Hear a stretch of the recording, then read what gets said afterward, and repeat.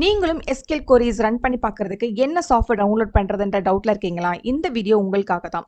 MS SQL server download பண்ண போறோம். 2022 edition இதான் லேட்டஸ்ட் எடிஷன். ஸோ மினிமமா அதுக்கு என்னென்ன தேவையான ரெக்யர்மெண்ட்ஸ் அப்படின்றத பார்த்துலாம். மினிமமா Windows 10 ஆர் 11 இருக்கணும். 64 பிட் ப்ராசஸர் இருக்கணும். அட்லீஸ்ட் 4GB ரேம் இருக்கணும். At least 10GB free disk space வந்து இருக்கணும். நெட் ஸ்பீடு அதிகமாக இருக்கணும். ஏன்னா நம்ம 20 மினிட்ஸ்க்கு மேலே டவுன்லோட் பண்ணுற மாதிரி இருக்கும். ஸோ ஃபர்ஸ்ட் ஸ்டெப் கூகுளை ஓப்பன் பண்ணிக்கோங்க. அதில் SQL சர்வர் டேட்டாபேஸ் டவுன்லோட் டெக்ஸ்ட்டை டைப் பண்ணிட்டு என்டர் பண்ணீங்கன்னா ஃபர்ஸ்ட் வரக்கூடிய லிங்க் மைக்ரோசாஃப்ட் SQL சர்வர் டவுன்லோட்ஸ்ன்றதை கிளிக் பண்ணுங்க. அஃபீஷியல் மைக்ரோசாஃப்ட் வெப்சைட்குள்ளே போகும். அதில் கீழே ஸ்க்ரோல் பண்ணி வந்தீங்கன்னா 2022 டெவலப்பர் எடிஷன் இதை தான் நம்ம டவுன்லோட் பண்ணணும். எதுக்காக அப்படின்னா நம்ம ஒரு டெவலப்பர், அதாவது லேர்ன் பண்ணக்கூடிய நம்ம வந்து டெவலப்பர் எடிஷன் தான் கரெக்டாக இருக்கும். ஸோ அந்த ஃபைலை கிளிக் பண்ணுங்க. கிளிக் பண்ண உடனே நம்மளுக்கு டவுன்லோட் அந்த ப்ராசஸ் வந்து ஸ்டார்ட் ஆகும். இப்போ நம்ம டவுன்லோட் பண்ண போகிறது வந்து SQL சர்வர் என்ஜின் அப்படின்னா ஸோ பேசிக் அப்படின்றத கிளிக் பண்ணிக்கோங்க. அக்செப்ட் அப்படின்றத கிளிக் பண்ணிக்கோங்க. இப்போ நமக்கு தேவையான பேக்கேஜஸ் வந்து இன்ஸ்டால் ஆகிறதுக்கு அந்த ஃபோல்டர் காட்டும். அந்த ஃபோல்டரை வந்து நீங்கள் செக் பண்ணிவிட்டு ஓகே அப்படின்னா இன்ஸ்டால் கொடுத்துருங்க.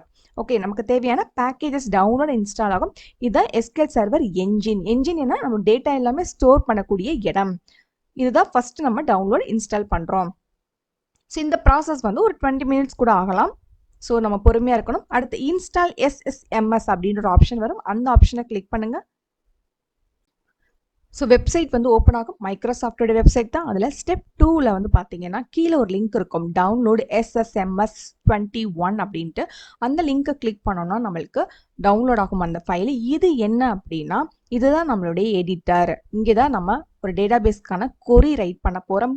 ஸோ கொரிஸ் கிரியேட் பண்ணி நம்ம நிறைய டேபிள் கிரியேட் பண்ணிக்கலாம். உள்ள வந்து டேட்டா ஸ்டோர் பண்ணலாம், அப்டேட் பண்ணலாம், டெலீட் பண்ணலாம், எல்லாமே பண்ணலாம். ஓகேவா? ஸோ அதுக்கு தேவையான அப்ளிகேஷனை தான் நம்ம டவுன்லோட் பண்ணிட்டு இருக்கோம். ஸோ இப்போ கண்டினியூன்ற ஆப்ஷனை வந்து கொடுங்க.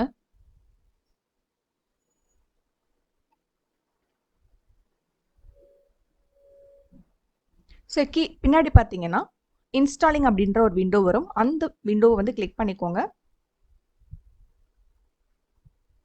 அதில் இன்ஸ்டால் அப்படின்னு சொல்லிட்டு ஒரு பட்டன் இருக்கும். அதை கிளிக் பண்ணிங்க அப்படின்னா தேவையான ஃபைல்ஸ் எல்லாமே டவுன்லோட் இன்ஸ்டால் ஆக ஆரம்பிக்கும். நெக்ஸ்ட் ஓகே அப்படின்றத கொடுங்க. அடுத்து லான்ச் அப்படின்ற பட்டனை கிளிக் பண்ணிக்கோங்க.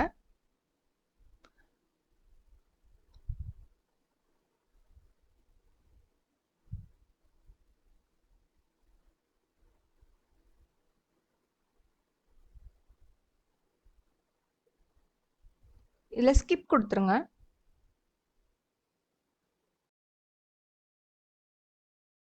ஃபர்ஸ்ட் வியூ ஆப்ஷனை வந்து கிளிக் பண்ணிட்டீங்கன்னா அதில் ஆப்ஜெக்ட் எக்ஸ்ப்ளோரர் அப்படின்னு இருக்கும். அந்த ஆப்ஷனை கிளிக் பண்ணுங்க. இப்போ நம்ம கனெக்ட் பண்ணுற போகிறோம். ஓகே, டேட்டாபேஸை கனெக்ட் பண்ணாதான் நம்மளால டேபிள்ஸ் எல்லாம் கிரியேட் பண்ணிக்க முடியும்.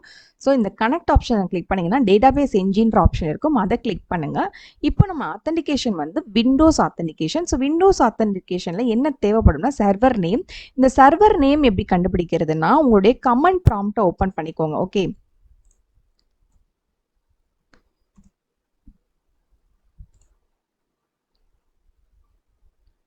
ஸோ கமெண்ட் ப்ராம்ப்டில் போயிட்டு ஹோஸ்ட் நேம் அப்படின்னு சொல்லிட்டு டைப் பண்ணுங்க. இப்போது உங்களுடைய ஹோஸ்ட் நேம் வரும். அதை வந்து செலக்ட் பண்ணிவிட்டு இந்த சர்வர் நேமில் வந்து பேஸ்ட் பண்ணிக்கோங்க. Authentication Windows authentication. அடுத்து செலக்ட் பண்ண வேண்டியது டேட்டாபேஸ் நேம் டிஃபால்ட்னு விட்டுருங்க. செக் பாக்ஸில் வந்து கிளிக் பண்ணிக்கோங்க. ட்ரஸ்ட் சர்வர் சர்டிஃபிகேட் அப்படின்னு கொடுத்துருங்க. அடுத்து கனெக்ட் அப்படின்னு சொல்லி கொடுங்க. கனெக்ட் ஆகிடும். ஓகே, இப்போ டேட்டாபேஸ் இருக்கு இல்லையா, இதில் உங்களுக்கு புதுசாக ஒரு டேட்டாபேஸ் கிரியேட் பண்ணனா ரைட் கிளிக் பண்ணி நியூ டேட்டாபேஸ் அப்படின்னு கொடுங்க. இப்போ இந்த டேட்டாபேஸ் நேமில் நான் ஸ்டூடெண்ட் அப்படின்னு கொடுக்குறேன். ஓகே, ஸோ கீழே பார்த்தீங்களா ஸ்டூடெண்ட் அப்படின்ட்டு கிரியேட் ஆகிடுச்சு. இப்போ ஒரு டேபிள் எப்படி கிரியேட் பண்ணுறது அப்படின்னு பார்க்கலாமா?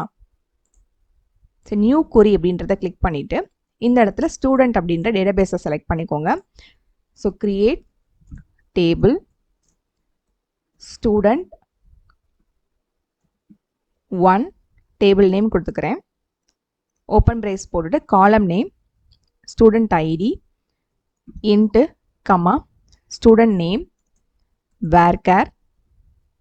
ஸோ க்ளோஸ் பண்ணி செமிகோலன். ஸோ இதை நம்ம ரன் பண்ணுறதுக்காக செலக்ட் பண்ணிவிட்டு எக்ஸிக்யூட் ஆப்ஷனை கிளிக் பண்ணிங்கன்னா கமாண்ட்ஸ் கம்ப்ளீட்டட் சக்ஸஸ்ஃபுல்லி.